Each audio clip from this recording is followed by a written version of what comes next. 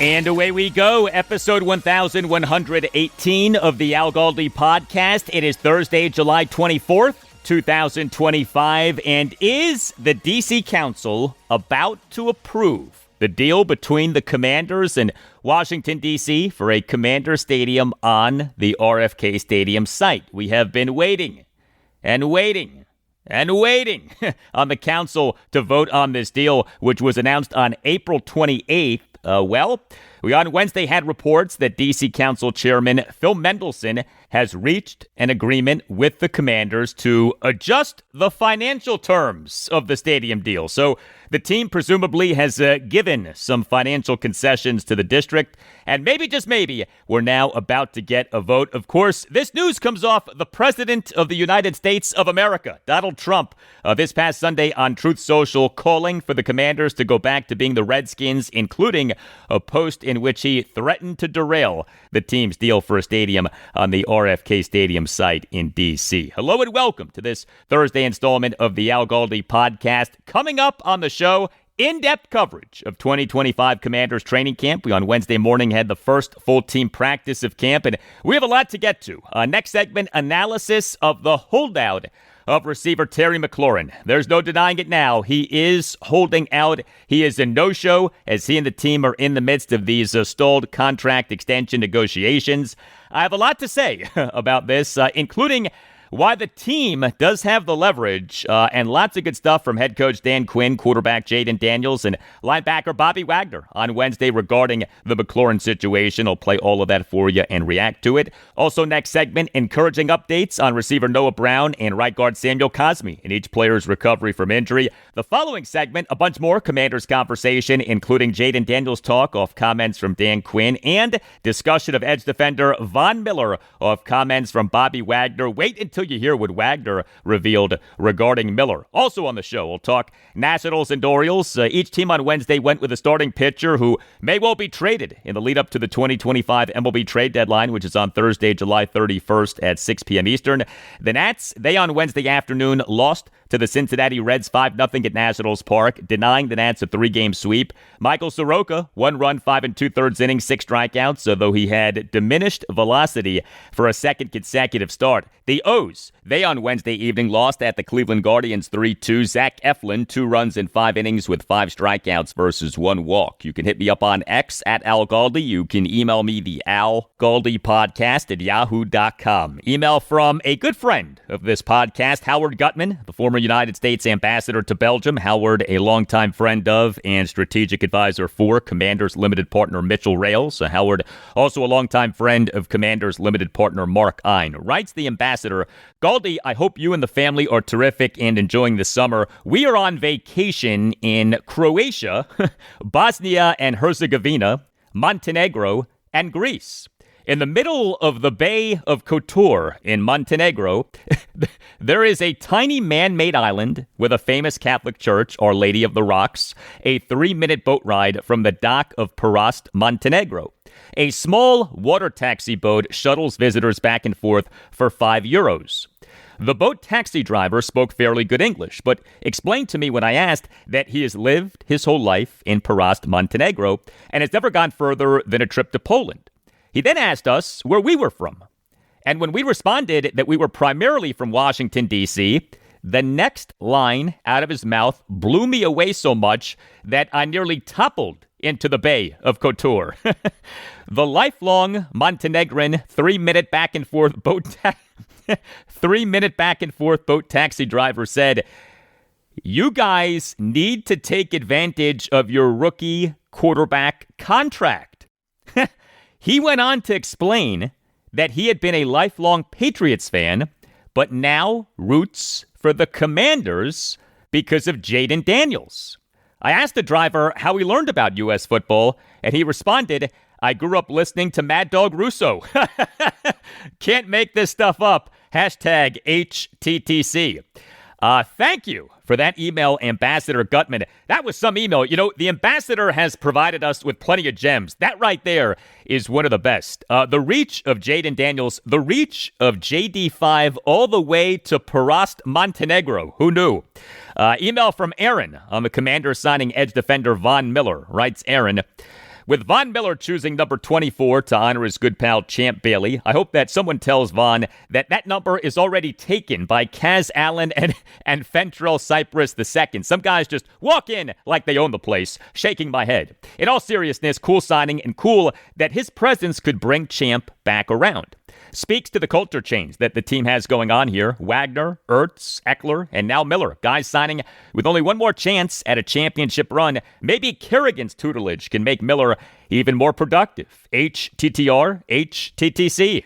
Thank you for the email, Aaron. Yeah, the Commanders now have 3 number 24s. Edge defender Von Miller, running back Kazmir Allen, and cornerback Fentrell Cypress II, an undrafted rookie out of Florida State. Something tells me that Miller gets preference when it comes to who gets the number 24. And the Ryan Kerrigan thing is funny. Von Miller was taken by the Denver Broncos out of Texas A&M with the number 2 overall pick in the 2011 NFL Draft. Ryan Kerrigan was taken by the Redskins out of Purdue with the number 16 overall pick in the 2011 NFL Draft. Kerrigan's last NFL season was the 2021 season. We are entering the 2025 season, and Von Miller still is playing and now has Ryan Kerrigan as a coach. Kerrigan is the Commanders' assistant linebackers coach / pass rush specialist. Kerrigan is coaching Miller. Hey, you could put your knowledge of the Nats and O's to work for you on Prize Picks. Yes, each team is having a disappointing season, but that doesn't mean that you can't make money off each team's season. Prize Picks is offering free cash to listeners of this podcast. Download the Prize Picks app and use the promo code Galdi, my last name, Galdi. You do that, you get $50 instantly after you play your first $5 lineup. Yes, $50 instantly when you play $5. Prize Picks Pick'em. That is available in Virginia and Washington, D.C. You just pick more or less on players in various statistical categories like RBI or strikeouts. And Prize Picks Streak is available in Maryland. You make a free daily pick. Just choose more or less on one featured player projection each day and build your streak by winning for 2 or more days. Each correct pick grows your streak.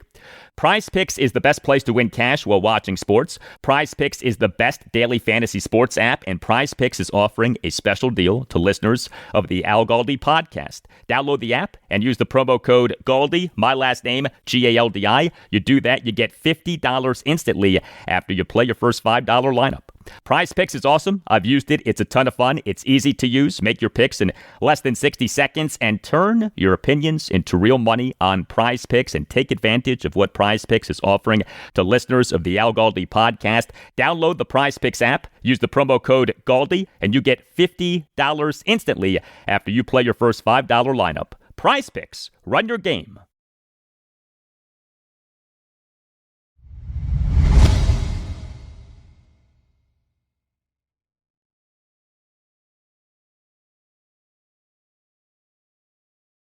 Hey, please consider subscribing to the podcast. If you're not already doing that, subscribing to the podcast costs nothing. Make sure that you never miss an episode and helps out the podcast a lot. And if you're already subscribing, thank you.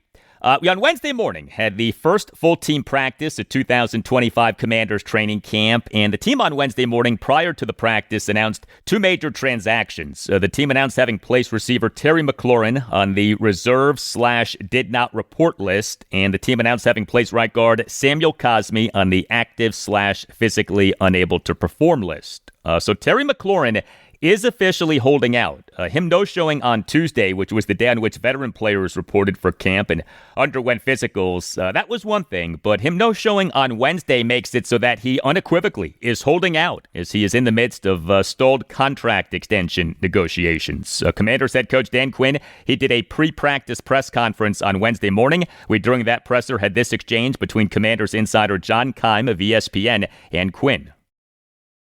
With Terry, I know you're not involved in the negotiations, but I'm curious as a coach, how do you handle that? Do you reach out to other coaches who have had a player hold out? Do you talk to the team? Do you reach out to Terry? How do you as a coach handle that? No, I certainly don't need to reach out. I mean, to anybody else, and it's part of, the business of the NFL. And, I don't judge it or get too worked up about it. I know Adam and his team they're working as hard as they can, with Terry. And so the best thing I can do, honestly, in this space is put all the attention and the focus to go doing we love them. So I know they're working really hard to go do that. But it's part of the business of our league, and this happens on teams all over. And so the longer you've been in it, the more you recognize that's just part of how things go. Really good answer by Dan Quinn right there. Quinn on Terry McLaurin holding out a training camp. Quote, "I don't judge it or get too worked up about it," end quote. Also, quote, "It's part of the business of our league," end quote. Dan Quinn in that answer did a really good job of framing the holdout as, yes, not ideal, but also, yes, as something that happens and something that is normal. And it is. I mean, the holdout has become part of the contract dance in the modern NFL. And the truth is that Terry McLaurin missing the early portion of training camp isn't that big of a deal from a preparation standpoint. He's a veteran. He knows the offense. He's coming off a great season. We on Wednesday morning had this exchange between Adam Kilgore of the Washington Post and Dan Quinn. From a practical standpoint, what does Terry's absence mean for what you can get done on a daily basis? And how does it affect you on the practice field, just him not being there? Well, good news, there's been a lot of reps, with him before. But as we're putting the system in, that's the advantage of being through it an entire year, of going through it. In the old days when sometimes we've all heard about, remember the rookie that held out and missed some of the training, that's probably the person that's the hardest to recover from, the rookie that has limited time due to injury or, a contract, those types of things. So for him, through the offseason was here, through that program to go. So do I love it as a coach? No, you want every player on the team, all on the field all the time, but I'm really comfortable with where he's at.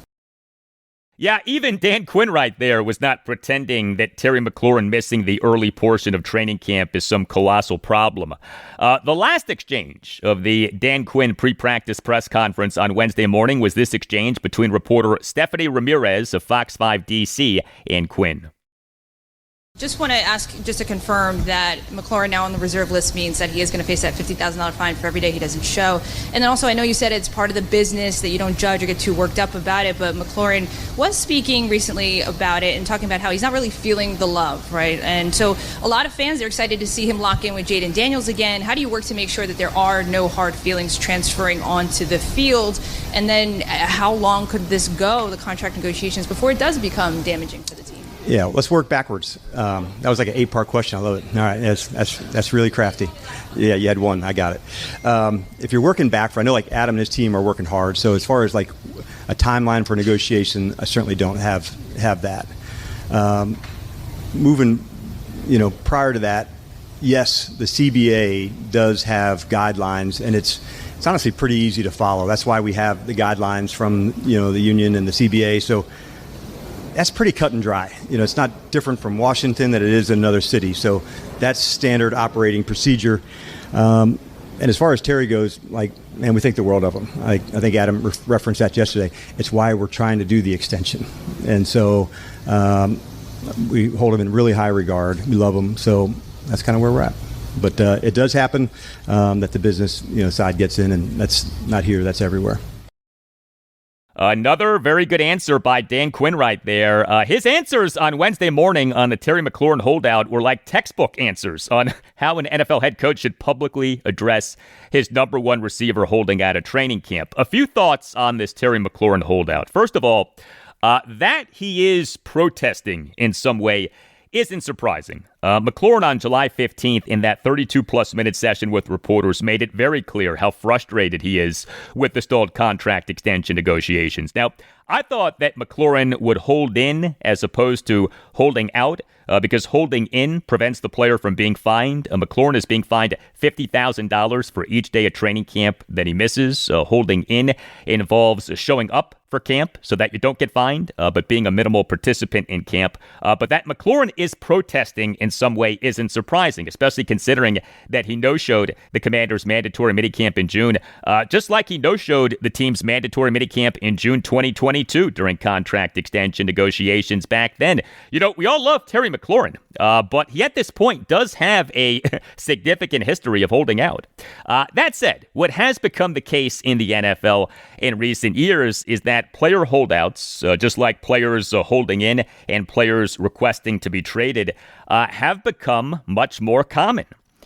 This is the way that star players are doing business these days. And so while McLaurin holding out of training camp is a big deal, it actually isn't the big deal that it would have been, say, 5 or 10 years ago. Holdouts and hold-ins and even requests to be traded are just part of NFL business these days. But these things don't necessarily mean that relationships between players and teams get ruined. And I think we all understand that once McLaurin signs his big money contract extension with the Commanders, and I do still believe that that deal will be reached, things will be just fine between him and the team. Millions of dollars have a way of soothing over feelings and making people forget about holdouts and hold-ins and even requests to be traded. I would add this, though. The Commanders have the leverage in this situation. Terry McLaurin does not have the leverage in this situation. McLaurin is under contract for the 2025 season, what'll be his age 30 season, and he almost certainly would not sit out the entire season. He'd be crazy to do so. So right there is significant leverage for the team. The player is under contract for the coming season, and he's entering his 30s. But there's also this, the franchise tag. The Commanders don't have to sign McLaurin to a contract extension. If they are super concerned about his age, they can play this year to year. He's under contract for the 2025 season. If he has another great season, then the team can franchise tag him for the 2026 season. And if he has a great 2026 season, the team can franchise tag him for the 2027 season. Now, yes, that approach is costly, but that approach does mitigate the age issue and doesn't lock the team into any kind of a potentially onerous long-term deal. The case for McLaurin having the leverage in this situation is predicated on 3 things. A, he's very good. B, the team beyond him has a lot of uncertainty at receiver. And C, he's a big part of the team's culture change. These things matter, but they, to me, do not override what the Commanders have going for them in terms of leverage in this situation. The Commanders have the leverage over McLaurin. Commanders quarterback Jayden Daniels, he did a post-practice press conference on Wednesday morning. We, during that presser, had the following back and forth between Barry's Verluga, columnist for the Washington Post, and Daniels. And then you'll hear an exchange between David Aldridge of The Athletic and Daniels. Jayden, what has your communication with Terry been like recently? I would talk to Terry like if he was here, just checking up on him. But at the end of the day, that's just a relationship we have on and off the field. Do you think there's concern in the locker room about the situation, or just it's business in the NFL? It's just business in the NFL. We know Terry's working. We don't really have to worry about him doing any of that. But at the end of the day, he's still one of our brothers. Jayden, how much does it help that you had a year with him and you've had a whole season of knowing where he's going to be and talking to him and working with him, so that when he does come, he can get up to speed quickly? It helps out a lot. If there was last year, it'd probably be different because we didn't know each other. But now, since we have a whole year under our belt and just the relationship we built on and off the field, and we don't really have egos when it comes to our relationship with each other. So this is going to be seamless. But I know Terry's working though. As you may recall, Terry McLaurin on July 15th made it clear that he has the support of Jayden Daniels, as should be the case for a QB1 with his WR1. Commanders linebacker Bobby Wagner, he did a post-practice press conference on Wednesday afternoon, during which we had major news with Wagner.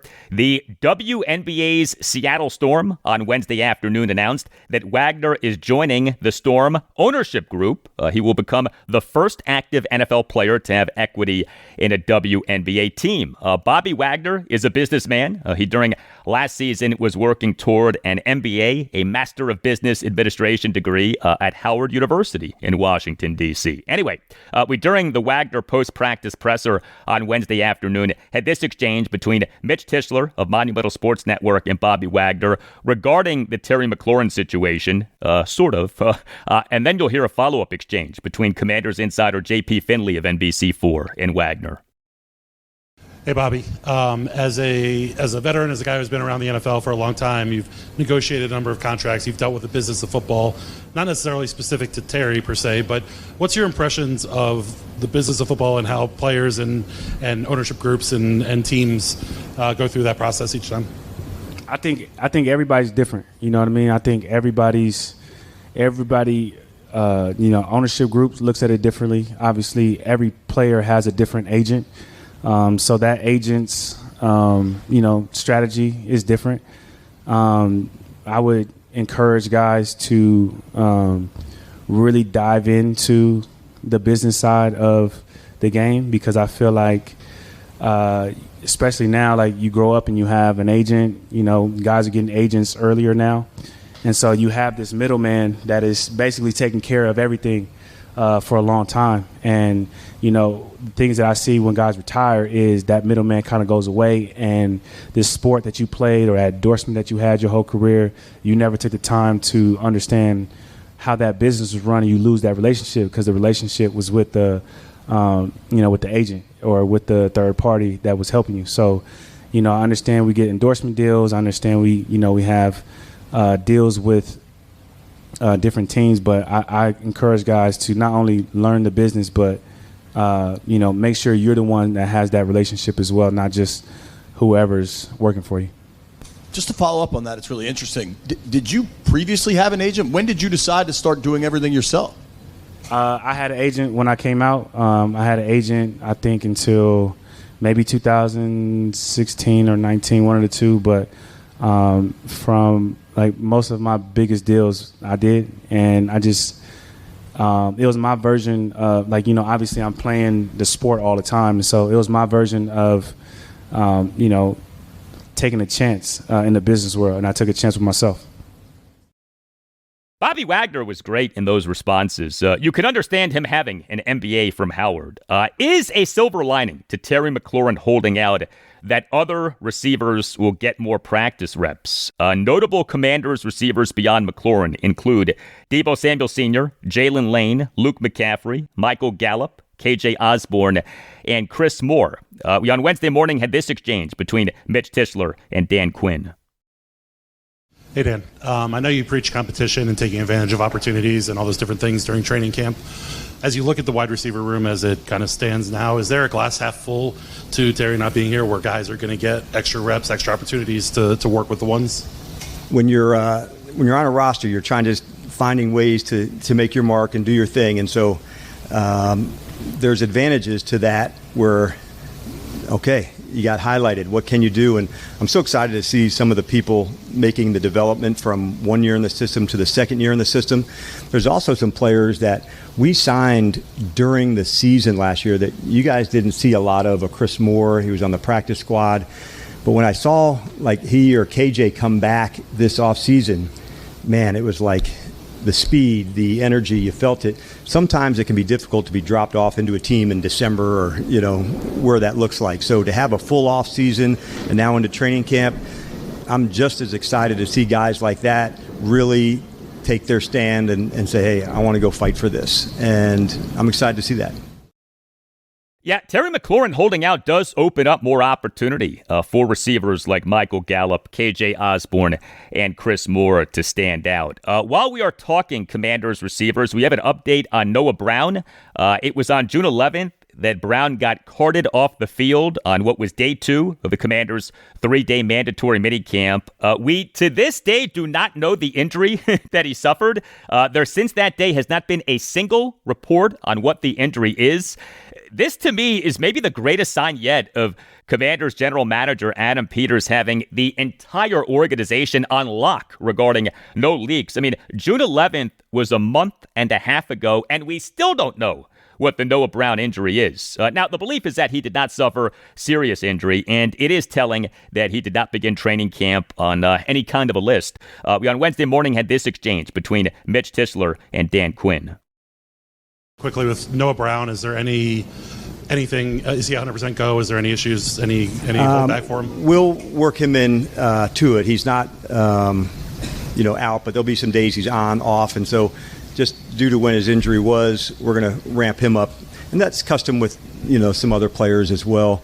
There'll be days where we'll hold back on some veteran players, and but Noah's in that space where we're going to make sure over the next 2 weeks really that he's hitting all the strides and the markers. And some players are so competitive that you have to no wait it out, and Noah is one of those players. So we're very excited that he's doing good, but we're not going to miss a step with him. All right, so what would seem to be good news right there on Noah Brown, who has a substantial injury history, but who played well for the Commanders last season. By the way, the Commanders on Wednesday morning did announce the signing of a receiver. They announced the signing of unrestricted free agent receiver Tay Martin. The 2025 season would be his age 28 season. He, over the 2022 and 2023 regular seasons, played in 3 games for the San Francisco 49ers. So Martin has a connection to Commanders general manager Adam Peters from his time as Niners assistant general manager. Martin in the 2024 regular season played in 1 game for the Tennessee Titans. As for Sam Cosmi, beginning training camp on the active/physically unable to perform list. So he is recovering from a torn right ACL that he suffered in the 45-31 win at the Detroit Lions on January 18th in the divisional round of the NFL playoffs. Whether he'll be ready for week 1 of the 2025 regular season, of course, is up in the air. But on Wednesday morning, got something very encouraging from Dan Quinn. Take a listen to this exchange between Barry's Verluga and Quinn. Dan, you mentioned yesterday Cosmi had checked all the boxes along the way. Yep. He's on the PUP now. Would checking the boxes through the next 6 weeks mean he'd be ready for week 1, or is that not reasonable? I think it's on the table for sure, but we won't put that, there until that. But it gives you the chance for him to go be able to do that. If you wait till the season, there's other guidelines, and you're 4 weeks in and that. So he's hitting all the markers. But let's find out. I think we'll have a better question on that, a better answer on that as we get closer to, the end of the preseason. But I'm very encouraged with the work he's put in. All right, so how about that? Dan Quinn saying that Sam Cosmi being ready for week 1 of the 2025 regular season is, quote, on the table for sure, end quote. Outstanding to hear that. The Commanders' 2025 regular season opener is against the New York Giants at Northwest Stadium on Sunday afternoon, September 7th at 1. September 7th is less than 8 months removed from Cosmi suffering the torn right ACL on January 18th. Him being ready for week 1 of the regular season would be something. All in for week 1, Sam Cosmi. All right, congratulations to Chris Nace, lead attorney for the Nace Law Group, accident and injury lawyers. Chris has been named a 2025 Law Dragon 500 leading plaintiff consumer lawyer. His dedication to justice and client advocacy continues to make a real impact. Also, congrats to Samantha Peters of the Nace Law Group. She was recently elected to the Board of Governors of the Trial Lawyers Association of Metropolitan Washington, D.C. Founded in 1979, the Nace Law Group is a Washington, D.C.-based family law firm that handles medical malpractice, personal injury, birth injury, legal malpractice, and consumer protection cases, offering aggressive advocacy for victims in Washington, D.C. and West Virginia. If you feel that you've been wronged, if you think that you've been wronged but aren't sure, contact the Nace Law Group, accident and injury lawyers, and schedule a no-obligation appointment. Call 202-902-7611 or visit Washington, D.C., injurylawyers.com and tell the Nace Law Group that Al Galdi sent you. The Nace Law Group is outstanding. Chris Nace and the rest of the team do excellent work. They'll fight for you and your family. They can help you and your family make difficult decisions. So the Nace Law Group has recovered millions of dollars for the sick and injured. If you have a case, contact the Nace Law Group. Call 202-902-7611 or visit Washington, D.C., injurylawyers.com and tell the Nace Law Group that Al Galdi sent you. That's 202-902-7611 or Washington, D.C., injurylawyers.com. And make sure that you mention that Al Galdi sent you. The Nace Law Group, accident and injury lawyers.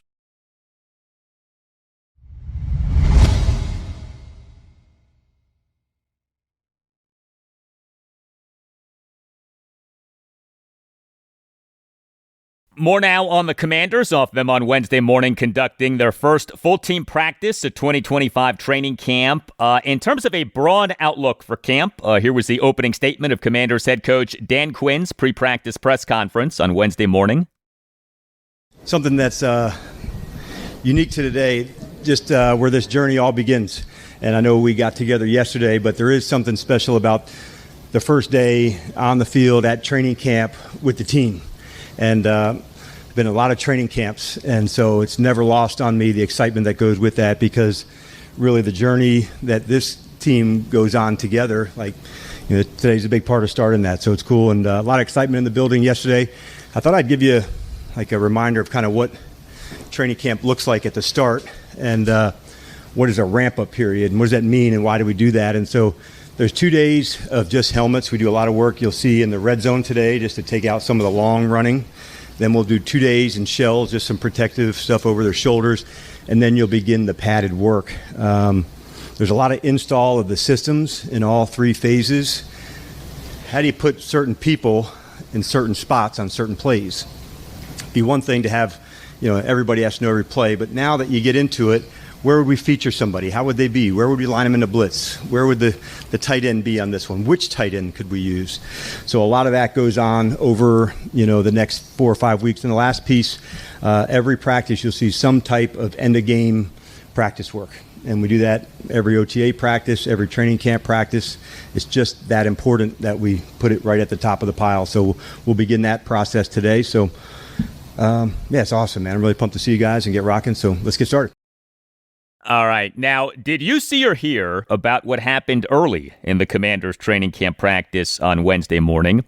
The QB1, Jayden Daniels, his first pass in 11-on-11 work was a touchdown pass to receiver Deebo Samuel Sr., who made an over-the-shoulder catch on an absolute dime of a throw by JD5. Safety Tyler Owens was in coverage. He had good coverage, but the throw was perfect. A terrific and hopefully telling start to Jayden Daniels' second NFL training camp off, of course, his all-time great rookie season. We on Wednesday morning had this exchange between Commanders insider John Keim of ESPN and Dan Quinn. Dan, you talked yesterday about Jayden taking that big jump during his rookie year. Where was the biggest leap you saw him make, and maybe what's something that you've even seen through the offseason with him? Anytime you go through, maybe the adversity, you come back on the other side, injury, coming back from that, like just the recapturing of things. But I thought the more time in the system, it slowed down in a way. Like he could process things so much more quickly that it was harder to fool him on certain looks or a certain thing that would come up. So those were some of the things. I think there's some real confidence that comes with that, John, because the more you prepare and then you're nailing it in practice, you're really ready to take that into the game. And I thought that's what I saw, take place towards the end of the regular season and into the playoffs. Yeah, and Jayden Daniels in last season's NFL playoffs was sensational. Daniels for last postseason was number 1 among all qualified NFL quarterbacks in ESPN's total QBR, 86.0. And he did that, A, as a rookie, and B, in playing in 3 road games, over which the team went 2-1. We on Wednesday morning had this exchange between Adam Kilgore of the Washington Post and Dan Quinn. For Dan, you talked yesterday about his kind of capacity for improvement. One, do you believe that that's a skill unto itself, that certain guys are better at being able to improve? And with Jayden specifically this offseason, did you sort of give him, 1 or 2 areas where you told him, I think you can go to the next level and, X, Y, Z specifically? Yeah. It's, for us, the development of skill, and that's almost like an endless marketing campaign here. We don't back off of that. We're a development staff and team, so where we think we are, can we get it to here and then take it to the next step? To me, the most important element of that is players and coaches that have self-awareness. If you have to rely on someone else to say, you need to work on this, you need to work on this, you won't get there as quickly. The coach will stay on it and he'll go there. But if you can collaborate together to say, these are the things that you do, these are the things that I think we can add to it, we devote pre-practice and post-practice to that skill work. But the coaches have things they're also developing on together. So it's really if the coaches can improve also, then the players can. We can't ask them to, do this and then ignore our example. We have to get better too.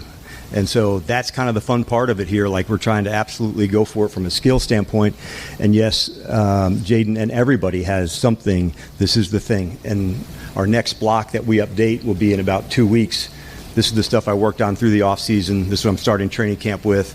And around August 1st or 2nd, we'll go through another phase. Hey, what does that look like for the next 3 or 4 weeks?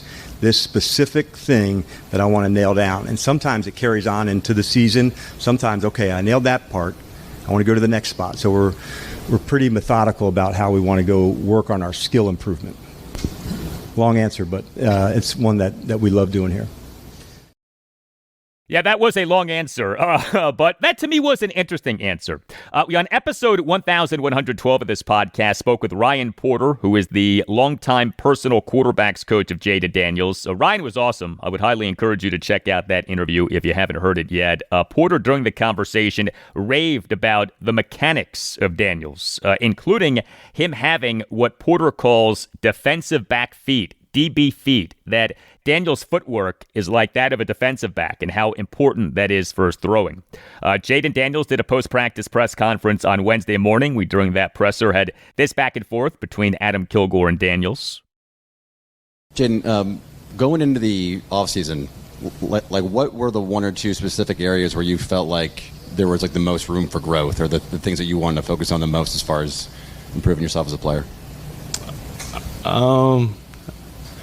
I would probably say just, cleaning up some footwork things. That was probably just the main one that's off the top of my dome right now, where I could be more accurate on a couple of throws. But other than that, just sitting down and having a plan, and that's kind of what we did this offseason. Now went out back to California, put in some work with that with my quarterback coach, and now we're in training camp. Yeah, I mean, you've shown a lot of year-over-year improvement, going back to Arizona State through LSU.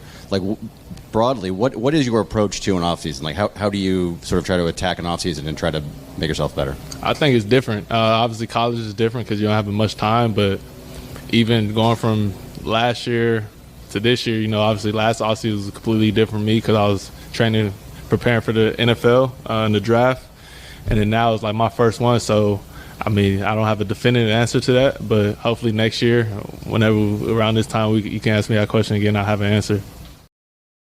Well, we on this podcast with our teams preach humility, preach staying medium, as former Redskins head coach Jim Zorn, a.k.a. the Zorn Star, told us years ago. At the risk of not being humble, at the risk of not staying medium, at the risk of disobeying the Zorn Star, does it not seem as if Jayden Daniels is poised to be even better this coming season than he was in his all-time great rookie season?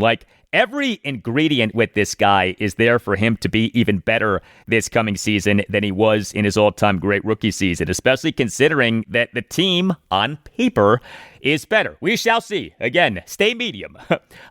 Jim Zorn, the Zorn Star, a former Seattle Seahawks quarterback, Commanders linebacker Bobby Wagner, an all-time great for the Seahawks. Wagner, during his post-practice press conference on Wednesday afternoon, said some really good stuff about edge defender Von Miller, who the Commanders on Monday afternoon officially announced as having signed as an unrestricted free agent. Take a listen to this from Wagner on Miller. I remember being a younger guy, and Coach Norton would put on tape of Von Miller's get-off, and we would watch that tape for KJ and some of the other guys that were playing Sam, just how fast his get-off was. And, that was the first thing that you noticed when you were out here, just, how different his get-off is. It's just, again, to the point earlier, is he has a really good beat on when the ball's going to be snapped. And whether you are old or young, that is mental. That is training. That is, getting off the snap for a really, really long time and at a really high level. And some of those things you just can't teach. You can go as young as you want, but some things are just God-given, and you can't teach that. And, older players have it too. Well, what Bobby Wagner said right there is in accordance with an advanced stat that I shared with you on this past Friday show, episode 1114. Von Miller, for the 2024 regular season, what was his age 35 season, among all players each with at least 150 pass rushes, recorded the quickest pass rush get-off time in the NFL for the NFL's next-gen stats at 0.69 seconds. Yeah, age 35 season, quickest pass rush get-off time in the NFL. Two future members of the Pro Football Hall of Fame, Bobby Wagner and Von Miller, together on the Commanders' defense. Miller is one of multiple veteran players who are new to the Commanders, who on Wednesday morning had this exchange between WUSA 9 sports anchor Chick Hernandez and Dan Quinn. You've been a head coach for several years. Bringing new faces into the culture, how difficult, or is it, to get them to assimilate to what you're doing? I think it's exciting because I walked to the hotel with Vaughn and asked him, how was the first day of school, man? Because there's all these new faces, and they meet everybody. I'm this person. I said, you remember any names? A couple. So I like it because yesterday I kind of got to talk about who we are, a philosophy standpoint, why the competition drives us, what we're looking for. There has to be this collaboration on a team of offense and defense and special teams, the way they work together, the way they go after it against each other. And so seeing new players, you can call it onboarding because there's an element of that. These are the standards we have. They're really high, and we're certain you're going to meet them. But there's also a lot of fun that also with that chick because we're finding out who they are. And like in Vaughn's example, there's a lot that he's going to bring to our team on and off the field. Adam had referenced it yesterday. They're not here to coach, they're here to play. But the 35 or 36-year-old Vaughn is different than the 25 or 26 from an experience standpoint. Now you're able to share some of those thoughts and ideas with another teammate. So I like fresh ideas, fresh thoughts, but their first job is to get acclimated, to the team and find their rhythm, and that takes a minute. By the way, speaking of Von Miller, so the Commanders on Tuesday morning announced having released running back Michael Wiley. This was the corresponding roster move to the team on Monday afternoon, officially announcing the signing of Miller. Well, Commanders insider Nikki Javala of the Washington Post, she in a post on X on Wednesday morning reported that the team waived Wiley with a non-football injury. Hey, if you enjoy this podcast, check out BGO Blind Pig, the official podcast of BGObsession.com. BGO Blind Pig is great. It is a roundtable discussion of the Commanders. It's like you and a bunch of your buddies who are Commanders fans are hanging out and talking about the team. The conversation is smart and fun and respectful. You can find the BGO Blind Pig podcast on YouTube and on any major podcast provider. Make BGObsession.com the home for your burgundy and gold obsession, and make the BGO Blind Pig podcast part of your Commanders podcast rotation.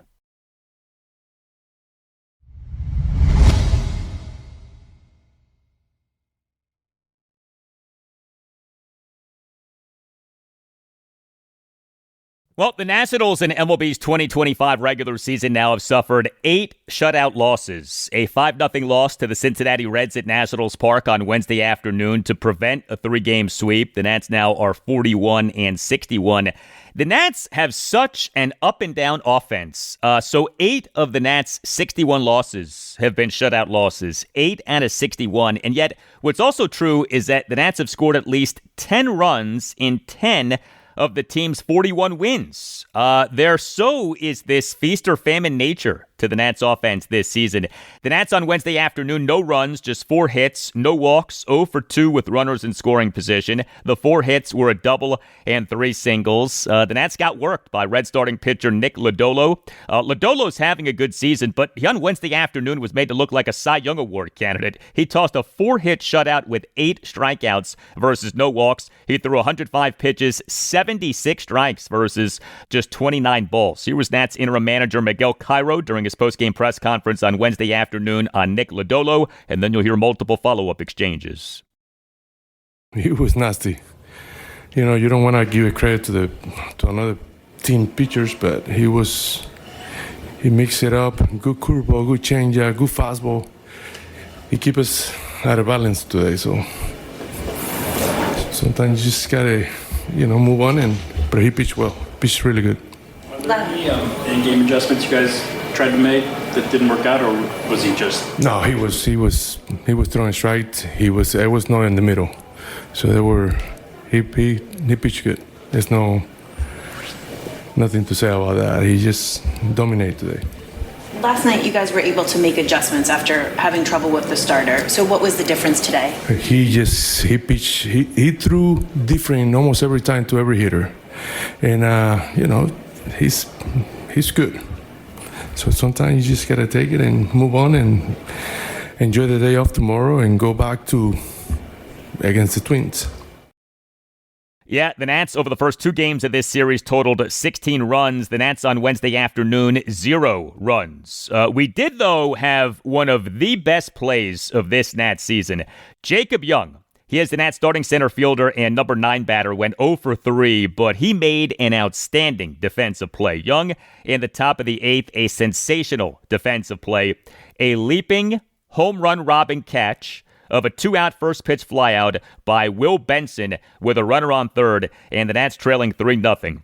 Young planted his right cleat into the wall in order to spring himself further up while leaping, and made the catch not just above, but also beyond the center field wall. What an incredible play by Jacob Young. The Nats overall are not a good defensive team, but Young is a very good defensive center fielder. He, for this regular season, as of games through Tuesday, was number 6 among all qualified center fielders in MLB in StatCast outs above average at +8. The Nats starting pitcher in this 5-0 loss to the Reds on Wednesday afternoon was Michael Soroka in what to me was a big start for him in terms of his trade value. So the Nats quite clearly are sellers regarding the 2025 MLB trade deadline, which is on Thursday, July 31st at 6 p.m. Eastern. Soroka is a veteran on a 1-year contract, although he is still fairly young. This is only his age 27 season. He has had this odd season in which the ERA is bad, but the whip and strikeout rate are good. Well, Soroka on Wednesday afternoon overall was good, even though his velocity was down for a second consecutive start, but he allowed 1 run in 5 2/3 innings with 6 strikeouts. So even with the diminished velocity, he generated 6 strikeouts. He gave up just 2 hits, both of which were singles. What was odd was that his control at times was really bad. He issued 3 walks and 3 hit by pitches, but the run prevention was there and the strikeouts were there. He threw 88 pitches, 50 strikes, 38 balls. And so Soroka now for this regular season, 15 starts, ERA of 4.85, but a whip of 1.13 and a strikeouts per 9 innings of 9.58. Soroka was on the 15-day injured list from April 4th, retroactive to April 1st to May 7th. Due to a right arm biceps strain. Now, you do wonder what is going on with the velocity, and that is the kind of thing that could impact his trade value, but he, over his last 2 starts, has been effective. Soroka in the Nats' 7-2 loss to the San Diego Padres at Nationals Park this past Friday evening allowed 1 run in 5 innings despite not having his best stuff. And the Nats bullpen in this 5-0 loss to the Reds on Wednesday afternoon was not good. 4 Nats relievers combined to allow 4 runs, 3 earned in 3 1/3 innings. Cole Henry faced 3 batters and got 2 outs. Connor Pilkington faced 3 batters and got 3 outs. But Jackson Rutledge allowed 2 runs in 2/3 of an inning. He, at the top of the 8th, allowed 2 runs on a double, 2 singles, and a sac fly. And Andre Lara allowed 2 runs, 1 earned in 1 inning. He, in the top of the 9th, allowed 2 runs, 1 earned on 2 singles, a walk, a throwing error by third baseman Brady House, and a double play. What most stands out to me is Jackson Rutledge. The Nats took Rutledge out of San Jacinto College with the number 17 overall pick in the 2019 MLB draft. He struggled as a starting pitcher. He this season has been transitioned to being a relief pitcher. And he now for this regular season has the following stats at the major league level. 35 games, 45 1/3 innings, ERA of 6.55, whip of 1.59. Not good. Also regarding the Nats bullpen, the Nats on Wednesday afternoon announced having returned reliever Orlando Rebolta from his minor league rehab assignment, having reinstated him from the 15-day injured list, and having optioned him to AAA Rochester. No game for the Nats on Thursday. Next up for them is a 6-game road trip beginning with a 3-game series at the Minnesota Twins. Game 1 Friday night at 8:10. Mackenzie Gore will be the Nats starting pitcher. Game 2 Saturday night at 7:10. Mitchell Parker will be the Nats starting pitcher. Game 3 Sunday afternoon at 2:10. Jake Irvin will be the Nats starting pitcher. You just realized that you needed to hire someone yesterday. How can you find amazing candidates fast? Easy. Just use Indeed. When it comes to hiring, Indeed is all you need. Stop struggling to get your job posts seen on other job sites. Indeed sponsored jobs help you stand out and hire fast. With sponsored jobs, your post jumps to the top of the page for your relevant candidates so you can reach the people that you want faster. And it makes a huge difference. According to Indeed data, sponsored jobs posted directly on Indeed have 45% more applications than non-sponsored jobs. Plus, with Indeed sponsored jobs, there's no monthly subscriptions, no long-term contracts, and you only pay for results. How fast is Indeed? Well, in the minute I've been talking to you, 23 hires were made on Indeed, according to Indeed data worldwide. There's no need to wait any longer. Speed up your hiring right now with Indeed. And listeners of this show will get a $75 sponsored job credit to get your jobs more visibility at Indeed.com/BWN. Just go to Indeed.com/BWN right now and support our show by saying that you heard about Indeed on this podcast. Indeed.com/BWN. Terms and conditions apply. Hiring? Indeed is all you need.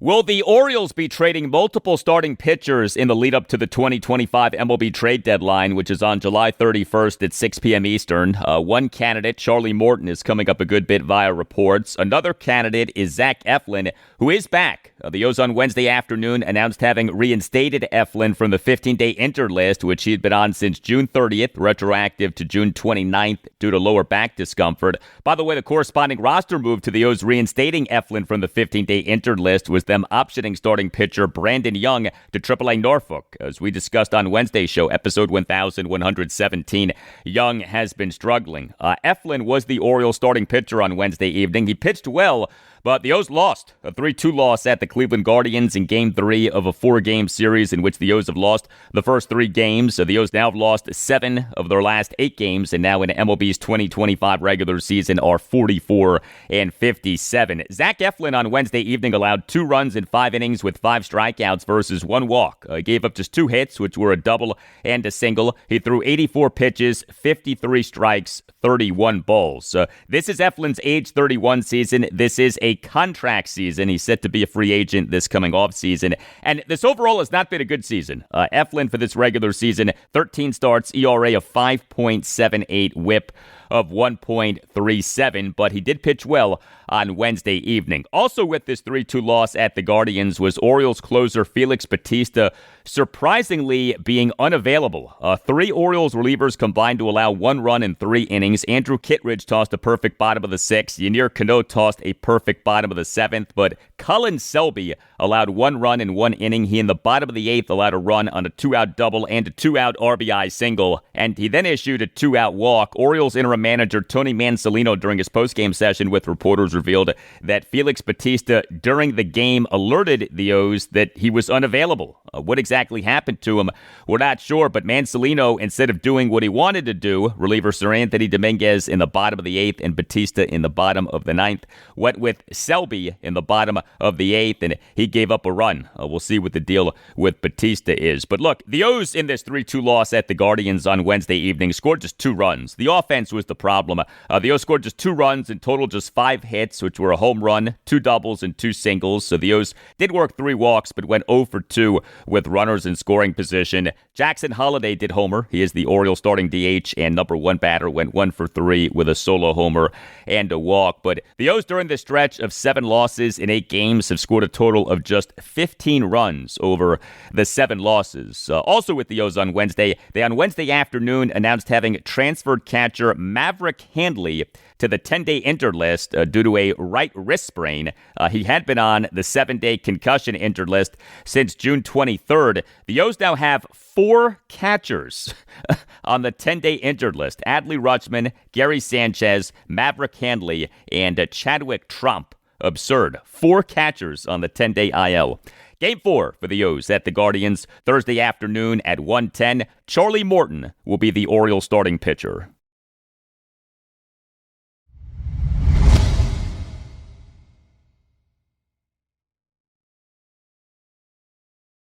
And that'll do it for you and me for now. Keep the feedback coming. You can hit me up on X at Al Galdi. You can email me the Al Galdi podcast at yahoo.com. Friday show, episode 1119. We'll have much more on the Commanders. And on Friday's show, we'll talk Orioles. The O's are at the Cleveland Guardians Thursday afternoon at 1:10 in Game 4 of a 4-game series. Have a great rest of your Thursday, and I'll talk to you on Friday. I remember being a younger guy, and Coach Norton would put on tape of Von Miller's get-off, and we would watch that tape for KJ and some of the other guys that were playing Sam, just how fast his get-off was.